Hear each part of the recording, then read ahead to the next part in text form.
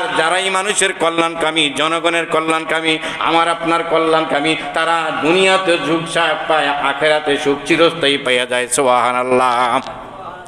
বাদশাহ কয় এই লোকের কাছে মেয়েটা বিয়া দেওয়া দরকার। লম্বা ঘটনা কিতাবের মধ্যে লেখে, কুতুবাতের মধ্যে লেখে, এই বাদশাহ তাহার কাছে মেয়ে বিয়ে দিছে। এখন মেয়ে বিয়েছে, হে তো যেই সম্পদ আছে এখন উড়ান হয়নি। বাদশার নিজেও গাড়ি বহর দিয়া, ওদের গাড়ি, ঘোড়া গাড়ি বহর দিয়া রাজকন্যা সাজাইয়া যাইতেছে নিজের বাড়িতে, ওই যে কল্যাণকামীর বাড়িতে। পথের মধ্যে আবার এই দুষ্কৃতিকারী বন্ধু দেহা, কিরে তুই এতদিন বিয়ে করতে পারছ, তোর কাছে কেউ বিয়ে দেয় না, মানে অবস্থাশালী না। আজ যদি কি রাজরানী এত ধুমধাম করে এত ওদের গাড়ি সাজাইয়া আনতেছ। কয় বন্ধু তোর একটা ঘটনা লেখেন, তাকুয়া নিয়ে ফরেজগিরি। দুষ্কৃতিকারী কল্যাণকামী দুই ব্যক্তি, দুষ্কৃতিকারী, সে শুধু মানুষের মধ্যে ঝগড়া লাগায়, কথা দিয়ে মানুষের মধ্যে উস্কিয়ে দেয়। আরেকজন কল্যাণকামী, কোনো জায়গায় ঝগড়া লেটার মিঠাই দেয়, কোনো জায়গায় আগুন লাগে এটার মধ্যে ফু দেয় না, ফানি দেয়, কোনো জায়গায় আগুন লাগে পেট্রোল ডানা এটারে নিবানোর চেষ্টা করে। মোট কথা কল্যাণকামী দনুজি বন্ধু মানুষ, দনুদিনে চলতেছে। দুষ্কৃতিকারী মানুষের অকল্যাণকামী, মানুষের ক্ষতিকারী, ওর এলাকায় ক্ষতি মানুষের করতে করতে, দুষ্কৃতি করতে করতে, গুজব গাইতে গাইতে, খারাপ করতে গিয়ে এমন পর্যায়ে গেছে এলাকার কোনো লোক থাকার মতো নাই। ভাই এর মুখে কারো সমালোচনার বাহিনী, সবার এসে ফসাই লেগে।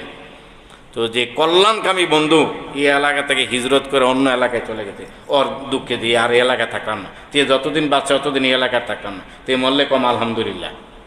এমন অনেকে মরলে মিলাদ ফরায় না, মিষ্টি বিতরণ করে না, কে সে সবাই জ্বালাইয়া ফেলাইছে, সবার মনে আঘাত দিয়ে রাখছে, কষ্ট রাখে, দুষ্কৃতিকারী। তো এমন এক পাহাড়ের মধ্যে কল্যাণকামী লোকটা গিয়া বসছে। আল্লাহ সুবহানাহু ওয়া তাআলা নবীজিও 3 বার হিজরত করছেন। প্রথম হিজরতটা করছেন হাবশা দেশে, দ্বিতীয়বারও হিজরত করছেন হাবশা দেশে, তৃতীয়বার হিজরত করছেন মদিনায়। হিজরত কখন করে? যখন নিজের ঈমান, আমল, জান কোনোটাই নিরাপদ নাই এলাকায়, তখন এই এলাকা ছেড়ে অন্য এলাকায় যেখানে ঈমান, আমল, জান নিরাপদ আছে ওই জায়গায় হিজরত করা সুন্নত। তো এইবার হিজরত করছে নবীজি 3 বার। ওই লোক দুষ্কৃতির কারণে দুষ্কৃতির এলাকা থেকে এই এলাকায় আরেক এলাকায় চলে গেছে। এমন এলাকায় গেছে মানুষ কম, পাকপাখালি বেশি, গাছগাছালি বেশি, পাহাড়ি অঞ্চল। পাহাড়ের মধ্যে বসা কল্যাণকামী লোকটাই হঠাৎ করে, তারা যেমন 2 বন্ধু, পাখিরও পাখির বন্ধু আছে, ওই পাহাড়ের চূড়ায় 2টা পাখি এসে বসছে। আর পাখিয়ে পাখিয়ে কিচিমিচি করে কথা বলতেছে, কিচিমিচি করে কথা বলতেছে। এক পাখি আরেক পাখির বলতেছে, বর্তমান যে আমাদের দেশের বাদশা আছে, দেশের বাদশার মেয়েরা অনেক অসুস্থ, এই বাসাটা এসে সুলাইমান আলাইহিস সালামের কাছে ট্রান্সফার করছে, অসুস্থ। তো আরেক পাখি হয়, এই অসুস্থতার কোনো সুস্থতার কোনো সিস্টেম নাই। হ্যাঁ, এই অসুস্থতার জন্য আরেক পাখি বলতেছে, এই অসুস্থতার জন্য আরেক জায়গায় একটা গাছ আছে, ওই গাছের শিকড় খাইলে বাদশার মেয়ে সুস্থ হয়ে যাইব। পাখি এই কথা বলল। দ্বিতীয় ওই পাখিটা আবার বলতেছে, আমার কাছে একটা সংবাদ শুনবানি। বলে কি? কই আমরা যেই পাহাড়টার উপরে বসে আছি, এই পাহাড়টার নিচে গুপ্ত দন আছে। এই দন যদি কেউ উঠাইতে পারে, এই পর্যন্ত তার আজীবন আর কোনো কামাই রোজগার লাগবে না, তার 14 পিঁড়ি এই গুপ্ত দন দিয়ে চলতে পারবে। পাখির এই কিচামিচিরি শুই না ওই লোকটাই সুলাইমান আলাইহিস সালামের জমানা, ওই লোকটাই সুলাইমান আলাইহিস সালাম বলছে, হুজুর পাখি 2টা কিচিমিচি গুড়া কি ঝগড়ার মতো কথা বললো, একটু আসেন না, একটু শুনে যান। তো আসছে সুলাইমান আলাইহিস সালাম, আসছে। পাখি আবার আগের মতোই কথোপকথন করতেছে, যেটা আল্লাহ পাক কোরআনে বলছে, ও মানতেফা তয়রা, পাখির বাসাও অনেকরে বোঝার সুযোগ আল্লাহ পাক দিয়েছেন। তো সুলাইমান আলাইহিস সালাম বুঝা বলতেছে, আরে পাখিটাই তো বলতেছে, বাদশাহ বলে আছে এই এলাকার যে বাদশাহ, হের মেয়ের অসুস্থ হয়েছে, এই অসুস্থতার জন্য একটা পাহাড়িয়া গাছ আছে, ওইটার মূল খাওয়াইলে ভালো হয়ে যাবে। আর আরেকটা পাখি বললো যে এই পাহাড়টার উপরে বসা আছে, এই পাহাড়ের মধ্যে গুপ্তধন আছে, এই কইছে, আর কিছু কাই নেই। কল্যাণকামী বন্ধু বাদশার বাড়িতে চলে গেছে। সে যেহেতু মানুষের সবসময় কল্যাণ কামনা করে, ভালো কামনা করে, কেউ অসুস্থ হইলে সেবা করতে যায়, কেউ মরে গেলে জানাজা দেয়, কোনো জায়গায় ঝগড়া হলেই মিটমাট করতে যায়, কোনো জায়গায় ক্যাসাস বাঁধলে এটার সমস্যা সমাধান করানোর চেষ্টা করে। সে হইছে কল্যাণকামী লোক, ভালো লোক। তো বাদশার মেয়ের অসুস্থ, আমি জানলাম যে পাখির মাধ্যমে যে অমুক গাছের শিকড় রস খাওয়াইলে ভালো হয়ে যাবে। আমি বাদশার বাড়িতে যাই, বাদশার এলাকায় গিয়ে বলছে বাদশার মেয়ে বলে অসুস্থ, গেটের দারোয়ান না বলছে মহা অসুস্থ, কোনো কবিরাজ ডাক্তার দিয়ে ভালো হইতেছে না সহজে। ওই লোকটাই কল্যাণকামী লোকটা ডাক দিয়ে বলি, আমি আসমান থেকে পাখির মুখে শুনে আসছি অমুক জায়গায় একটা গাছ আছে, ওই গাছের রস যদি বাদশার মেয়েরে খাওয়ানো হয় বাদশার মেয়ে ভালো হয়ে যাবে। তাই নাকি? সত্যি? বলে হ্যাঁ, আমি তো আসমান থেকে শুনে আসলাম, মানে পাখির মুখে শুনে আসলাম। তো বাদশার কাছে খবর দিছে দারোয়ানরা যে এক লোক আসছে, উনি বলতেছে আপনার মেয়ের যদি অমুক গাছের রস খাওয়াই দেওয়া হয় শিকড়ের, তাহলে রোগ ভালো হয়ে যাবে। তাই নাকি? আসো। যখন মানুষ অসুস্থ হয়ে যায় তখন ইমানও দুর্বল হয়ে যায়, যে যেটা করো এটাই চিকিৎসা করা, এটা করো এটা করো এটা করো ওইটা করো। বাদশা জাহাপনা লোকটারে নিয়ে কয়ে কোন গাছের শিকড় আনো, ওই পেওদা নিয়ে ওই লোকটাই কল্যাণকামী লোকটাই সুন্দর করে একটা শিকড় আইনা সেইসা বাদশারে মেয়েরে খাওয়াই দিয়েছে। সকালে খাওয়াইছে, দুপুর হইতে হইতে বাদশার মেয়ের সুস্থতা আরোগ্যতা মানে বাইরে গেছে, রোগ কইমা সুস্থতা হইতেছে। সুবহানাল্লাহ। বিকালবেলা হইতে হইতে বাদশার মেয়ে খুব সুস্থ। এবার বাদশাহ বলে ওই লোকটা যেটা এই কল্যাণকামী লোকটা, ওই লোকটা কোথায়, যেই লোকের মাধ্যমে ওষুধ খেয়ে আমার মেয়ে ভালো হয়েছে, আনছে ডাইকা অনেক উপঢৌকন উপহার সম্মান দিয়া ক্যাশ কার্ড দিয়া ইত্যাদি ওই যুগের দিয়া দিছে। বস্তা বইরা ওটের গাড়ি বইরা কল্যাণকামী লোক যখন বাড়ির দিকে রওনা দিছে, তার যে বন্ধু দুষ্কৃতিকারী মহল্লায় সমাজে মানুষের সমালোচনা করে, যার কারণে মানুষ হিজরত করতে বাধ্য হয়, যার কারণে মানুষ এই এলাকা থেকে বাড়ি ছেড়ে বাসা ছেড়ে অন্য এলাকায় যেতে বাধ্য হয়, ওই লোকের এলাকা দেখা কিরে এত মাল কই থেকে, তুই তো এত ধনী মানুষ না, এই দামি দামি জিনিস ওটের গাড়ি দিয়ে কোথায় লইয়া রওনা দিছ? কল্যাণকামী দোস্তরা বন্ধুরা কয় দুষ্কৃতিকারী ওই বন্ধুটারই সব তোমার অবদান, তোমার অবদান। আমার অবদান মানে ওই তোর জ্বালাই তো এলাকা ছেড়ে গেছি গে পাহাড়ে, পাহাড়ে গিয়া ওই ফাঁকির কথা শুনছি, এই ফাঁকির কথা দোবাসি দিয়া বঙ্গানুবাদ মানে ওই দেশের এই ভাষা ঠিক করছি, তারপরে বাদশার মেয়ের রোগ ভালো হয়েছে, বাদশায় আমার এই উপড়ে দিছে, এটা তোরই অবদান। তোর জ্বালার কারণে এলাকা ছেড়ে পাহাড়ে গেছিলাম গা, তো যদি পাহাড়ে না যেতাম তুই এই সম্পদ পাইতাম না। দুষ্কৃতিগিরি কয় আরে আমি তো করি মানুষের অকল্যাণ, যদি কল্যাণ হয়ে গেল তুই কইরা তো ভুলে না গেলাম, তাহলে বাদশারে কয় যেহেতু আমার এই ষড়যন্ত্র দুষ্কৃতি করার কারণে তুই পাহাড়ে গেছ আর অনেক গাছের ঠিকানা পাইছ, পাখির কথা শুনছ, তো বাদশারা তো আমারও কিছু দে, তুই যদি হাঁস টাকা আমার ডিমডে হইলে লইয়ে দে, তো কয় তাইলে আসো। বাদশার সামনে গেছে, লাইন গার্ড চিনে দিয়েছে, দুষ্কৃতিকারী রে শিয়াল রে কখনো রাস্তা চিনিতে নাই। বাদশার সামনে গেছে, এটা আমার বন্ধু, আমারে যেহেতু উপহার দিচ্ছেন, আমার এই বন্ধুর কারণে আমি পাহাড়ে গেছিলাম, পাহাড়ে আমি পাখির থেকে শব্দ শুনে গাছের শিকড়ের কথা শুনছিলাম, তা আমারে যেহেতু বাদশা জাহাপনা অনেক কিছু দিচ্ছেন, একটু সামথিং আমার বন্ধুটারও দেন, এর মধ্যে সরি আছে, তো বন্ধুরা অনেক কিছু কিছু দিয়ে দিয়েছে, যাও তুমি যাও, সন্তুষ্ট। বাদশার মেয়ে ভালো হয়েছে, চলে গেছে বাড়িতে দিয়ে জীবনযাপন করতেছে। প্রাণের ভাইয়ের আমার, এইবার কিছুদিন পর ওই যে শিয়াল রে দুষ্কৃতিকারী রে লাইন গার্ড দেখাইতে নাই, এখন তো বাদশার কাছে কিভাবে যায়, কোন গেট দিয়ে যায়, কোন দারোয়ানের সাথে সম্পর্ক, এই দুষ্কৃতিকারী বাদশার কাছে গেছে, দারোয়ানের কাছে গেছি, আমার চিনেন না, ওই যে বাদশার মেয়েরে ভালো করছিল এটা তো আমার বন্ধু, আর এই বন্ধুয়ে আমার কারণেই পাহাড়ে গেছিল, এই তৈল রোগ বালা করেনওয়ালার মধ্যে আমি একজন, দেন বাদশার সামনে যাই, আমি তো আরেকবার আসছিলাম, কয় ঠিক আছে যান। এইবার বাদশার সামনে গিয়া বলে যেহেতু লোকটাই দুষ্কৃতিকারী অভ্যাস আর স্বভাব, স্বর্গে গেলেও কয় ডেকি বাড়া, মানে তার যে স্বভাব দুষ্কৃতিকারী, সমালোচনা করা, গুজাব গাওয়া, মানুষে হেনস্থা করা, মানুষে ফেসে বালানো, মক্কায় গিয়েও গাদা এই কামে করে, ঠিক না বেঠে?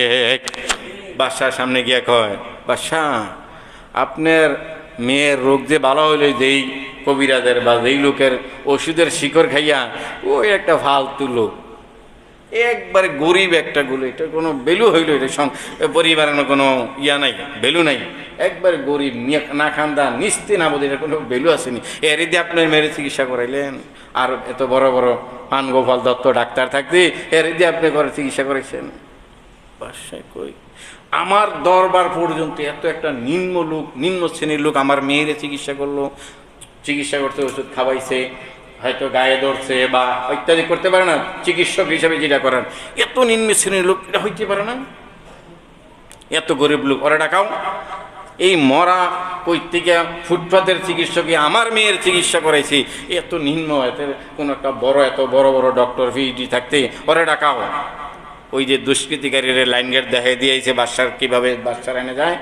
আবার অবকার প্রাণের ভাইয়েরা আমার, বন্ধুরা আমার, দুষ্কৃতিকারী চলে গেছে, বাদশাহ পেওদা দিয়া খবর দিছে, চহিদার দিয়া খবর দিছে, ওই লোকটাই যে আমার মেয়ের রোগ বালা করার উপকার করার চেষ্টা করছে, তারা আনো। আইনা ডাক দিয়া কয়, ওই বেড়া না খান্দা, এত নিম্ন শ্রেণীর লোক, তুই আমি বাদশার দরবারে আইলি কীভাবে? আমার মেয়ের চিকিৎসা করছ বেড়া। ওই লোকে কয়, এই খবর হ্যারে কে দিল? বাদশার কে দিল? আমি যে এত অবহেলিত লোক, সমাজে আমার কোনো ভ্যালু নাই, বা সমাজে আমার কোনো দাম নাই, আমার পরিবার নিম্ন শ্রেণীর, এই খবরটা দিল কড়ায়। এর পর্যন্ত আর তো কেউ আনি নাই। ওই যে আমার এই দুষ্কৃতিঘাতী এইটারে তো আনছিলাম, তো তুই কি আবার এই আমার খটকায় গাইয়ে গেলে কিনা? শিয়ালরে তো রাস্তা দেখাইছি, খাল কেটে তো কুমির আইনা দিয়ে গেছি দুষ্কৃতিকারী। এবার কয়, ঠিক আছে বাদশাহ, আসলে আমি অনেক বড় লোক, আমি কেউ রে শোনাই না। তাই না? কি বলে? হ্যাঁ, কি প্রমাণ আছে? অনেক প্রমাণ আছে আমার কাছে, আমি অনেক ধন সম্পদের মালিক, কিন্তু আমি পোশাকে আশাকে মানুষের দেখাই না, আমি বলিও না, কিন্তু আসলে আমি ধনী মানুষ, ধনীদের কাতারে একজন। কেমনে? ওই যে পাখির বলে দিয়েছিল, এক পাখি বলছিল বাচ্চার মেয়ে অসুস্থ, অমুক গাছের শিকড় খাওয়াইলে বাচ্চার মেয়ে সুস্থ হয়ে দিব। আরেক দ্বিতীয় বন্ধু পাখি বলছিল, আমি একটা সুসংবাদ শোনাই, আমরা যে পাহাড়টার উপর বসা আছি, এটার মধ্যে বহুত না গুপ্তধন, এইটারে যদি কেউ উড়াইতে পারে তো হইলে সে মনে করেন যে বাংলা কথা 7 রাজার ধন, মানে তার 14 বই রেখে দেবে, এমন সম্পদ, এটার গুপ্তধন এই পাহাড়ের মধ্যে আছে। দুই পাখির বাসাটা আগে ট্রান্সলেশন করে রাখছে। তো বাদশা বলছে, তাহলে এই সম্পদ কই আছে তোমার? দেখান। হ্যাঁ আছে, এটা আমি পাহাড়ের নিচে গাইরা রাখছি, এটা কেউ দেখাইনি। আসলে আমি গরিব মানুষ না, আপনি আমার শাস্তি দেওয়ার জন্য আনছেন বা আমাকে হেনস্থা করার জন্য আনছেন, আর আমি বুঝতে পারছি আমার এই দুষ্কৃতিকারী বন্ধুই আমার নামেই গুজাব গাই গেছে, তার আইন আমি বাদশার দরবারতে উপহার লওয়াই দিলাম, আর সে আইসা লাইন গার্ড চিনারের কারণে আমার দুষ্কৃতি করে গেছে। দুষ্কৃতিকারীকে কখনো বন্ধু বানানি নেই, লাইন গার্ড চিনে নেই, শিয়ালকে কখনো লাইন গার্ড দেখানি নেই। তো কয় বাদশায় লুক পাড়ায়, বাদশায় কয় আমিও যাবো, আসলে তুমি কি তাই কিনা? পাহাড়ে গেছে, যেই পাহাড়ের উপরে দুষ্কৃতি করার কারণে হিজরত করে পাহাড়ের উপরে সময় কাটাইছিল, দেয়া কয় বাদশাহ আপনা, এই যে বড় পাহাড় আছে, পাহাড়ের ভিতরে আমার সব গুপ্তধন রাখা আছে, এগুলো আমি উঠাই না। আর আমি যে বড় লোক ধনী মানুষ, কারোকে পোশাকের দিক দিয়ে বুঝাই না আমি, কারণ কল্যাণকামী লোক আমি, মানুষের শুধু কল্যাণ করি, উপকার করি, ভালো করি, খারাপ কোনো কাজে বড় লোকই ব্যবসা আমি দেখেন, এটার ভিতরে আমার ধন সম্পদ আছে। বাদশায় লোক দিয়া মেশিন দিয়া ওই পাহাড় খুঁজা দেখি, পাহাড়ের নিচে যে গুপ্ত ধন আছে, বাদশার ওই পরিমাণ ধন নাই। সুবহানাল্লাহ। বাদশা কই, এই লোকটা তো আসল কল্যাণকামী লোক, সে আমার মেয়ে মারা যাওয়ার উপক্রম, সে কোন থেকে গাছের শিকড় নিয়ে খাওয়াই আমার মেয়ে বাঁচলো। আবার সে বলে গরিব মানুষ, যেই ধন সম্পদ দেখতে আছি, এর থেকে ধনী লোকটা আমি আর খাওয়া পেলাম, তা আমার ওই মেয়ে এটারে উপকার করলো, আমি ধনী মানুষ থেকে আত্মীয় করবো, তাহলে দূরে খোঁজাখুঁজি করে লাগছে, এর কাছে মেয়েটা বিয়ে দিই। সুবহানাল্লাহ। বিহামদিহি। উপদেশটা খেয়াল কইরেন, দুষ্কৃতিকারীরা কখনো সবল হইতে পারে না, জালেমরা কখনো সবল হইতে পারে না। জালেমরা যদিও দেখেন সাময়িক সময়ে অনেক কিছু অর্জন করছে, সম্মান, গাড়ি বাড়ি সব অর্জন করছে, জালেমরা চিরস্থায়ী সুখ পায় না, জালেমরা অস্থায়ী কিছু সুখ লাভ করে চোখের তৃপ্তি পায়। আর যারাই মানুষের কল্যাণকামী, জনগণের কল্যাণকামী, আমার আপনার কল্যাণকামী, তারা দুনিয়াতে সুখ পায়, আখেরাতে সুখ চিরস্থায়ী পাইয়া যায়। সুবহানাল্লাহ। বাদশাহ কয়, এই লোকের কাছে মেয়েটা বিয়া দেওয়া দরকার। লম্বা ঘটনা, কিতাবের মধ্যে লেখে, কুতুবাতের মধ্যে লেখে, এই বাদশাহ তাহার কাছে মেয়ে বিয়ে দিছে। এখন মেয়ে বিয়েছে, হে তো যেই সম্পদ আছে এখন উড়ানোই নেই। বাদশার নিজেও গাড়ি বহর দিয়া, ওদের গাড়ি ঘোড়া গাড়ি বহর দিয়া রাজকন্যা সাজাইয়া যাইতেছে নিজের বাড়িতে, ওই যে কল্যাণকামীর বাড়িতে। পথের মধ্যে আবার এই দুষ্কৃতিকারী বন্ধু দেহা, কিরে তুই এতদিন বিয়ে করতে পারছ, তোর কাছে কেউ বিয়ে দেয় না, মানে অবস্থাশালী না, আজ যদি কি রাজরানী এত ধুমধাম করে এত ওদের গাড়ি সাজাইয়া আনতেছ। কয় বন্ধু তোরই অবদান সব, আর আমার অবদান মানে ওই তুই গিয়ে তো খুশি গিয়ে এইসব বাদশার কাছে যে এই কি নাবুরদা একজন ইয়া দিয়ে আপনি চিকিৎসা করেছেন, এই বাদশায় আমার খবর হইয়া বাদশায় মেয়ে বিয়ে দিয়ে দিছে।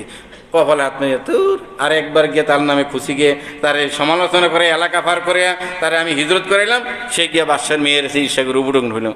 আবার গিয়ে বাদশার কাছে খুশি গিয়ে এলাম, ওকে বাদশার মেয়ে বিয়ে দিয়ে দিছে। এলাকার মধ্যে ইয়া কাম দেই তিনি হয়তো কয়ে আমি যাদের জন্য অকল্যাণ কামনা করি তাদের বারবার কল্যাণ হয়, আর আমায় যে অকল্যাণ কামনা করি আমি অকল্যাণিতে। এইটাই যার জন্য খাত করতেছি নিজে খাতের মধ্যে পইরা মরতেছি, আর অন্যরা খাত পার হইয়া পোল পার হইয়া যেতে গেছে। আল্লাহ রাব্বুল আলামিন এই দুষ্কৃতিকারী তাকওয়াশীল বানাক, আমাদেরকে দুষ্কৃতিকারী থেকে আমাকে আপনাকে দেশকে হেফাজত করে, জোরে বলি আমিন। আরেকটি সংবাদ না দিলে নয়, ফেসবুকে আপনারা দেখেছেন ডক্টর কাজী ইব্রাহিম সাহেব আমাদের কুমিল্লা বাড়ি, উনি মারা গেছে। আসলে উনি লাইভ দিয়েও বলতেছে, লাইভে বলতেছে আমি মারা যাইনি, আমি মারা যাইনি। বাংলাদেশ হুজুকে বাঙালি একাধিক মানুষ ডক্টর কাজী ইব্রাহিম সাহেব বিদেশে অসুস্থ হইয়া হার্ট অ্যাটাক হইয়া মারা গেছে। আসলে উনি কই মারা যায়নি, কেমন যেমন ঢাকা মেডিকেল কলেজের মর্গের মতো হয়ে গেছে। লোকটা এখনো মারা যায় নাই, এটারে আইসিইউ তার 2 দিন রেখে 3 লাখ টাকা বিল করে, জোরে করেন নাউজুবিল্লাহ। লোক কি কইতেছে আমি মারা যাই নাই, আর আইসিইউ কর্তৃপক্ষ কইতেছে না না আপনি মারা গেছেন। মর্গে যারা কিডনি বাল্ব চোখ ইত্যাদি রেখে যে জুয়ান লাশগুলা রুগী অন হচ্ছে আমি মারা যায় না, কয় না তুই মারা গেছ কিডনি কাটতে, আরে আমি মারা যাই না, আর মারা গেছ তাড়াতাড়ি। হুজুর বলতেছে আমি মারা যাইনি, আমি অসুস্থ আর কি, আমি এখনও সুস্থ আছি। আর সবাই বাংলাদেশের ঘোষণা উঠে ফেলছে যে ডক্টর কাজী ইব্রাহিম সাহেব মারা গেছে। ইন্না লিল্লাহি ওয়া ইন্না ইলাইহি রাজিউন। দেশে লাশ আসলে তারপর আমরা জানাজা করবো না, আমরা কোনো কথারই গুজবে কান দেবো না, ফেসবুকে স্ট্যাটাসে কোনো মিথ্যা কথা কেউ প্রচার করবো না, মিথ্যা কথা লিখবো না, যেটা হক হালাল ইনসাফের সাথে লিখবো। আল্লাহ রাব্বুল আলামিন সকল ধরনের দুষ্কৃতি থেকে বাংলাদেশটারও হেফাজত করুক, জোরে বলি আমিন। সকল ধরনের দুষ্কৃতি খারাপি থেকে বাংলাদেশের জনগণ, বাংলাদেশের সরকার প্রশাসন সবাইকে আল্লাহ হেফাজত করুক। মাননীয় প্রধানমন্ত্রী সবার জন্য দোয়া করার কথা নির্দেশ দিয়েছেন, যারা মারা গিয়েছে শহীদ হয়েছেন তাদের জন্য দোয়া করা, যারা পুলিশ সদস্য বা র্যাব বিজিবি ইত্যাদি তাদের জন্য দোয়া করা। সব মিলিয়ে কল্যাণকামী একজন জনগণ জনপ্রতিনিধি আমরা হই, আমাদের হোক। আল্লাহ রাব্বুল আলামিন কল্যাণকামী জনপ্রতিনিধি বানাই দেখ, জবাই বলি আমিন। দুষ্কৃতিকারীদের থেকেই আল্লাহ পাক বাংলাদেশের জনগণকে হেফাজত করুক, জালেমের জুলুম থেকে আল্লাহ পাক বাংলাদেশের জনগণকে আমাদেরকে হেফাজত করুক। যেমন জালেম না এমন একজন বাদশা, এমন একজন সরকার আমাদের উপরে ছায়া হিসেবে বানাই দেখ, সকালে বলি আমিন। ওয়া আখিরি দাওয়ানা আনিল হামদুলিল্লাহি রাব্বিল আলামিন।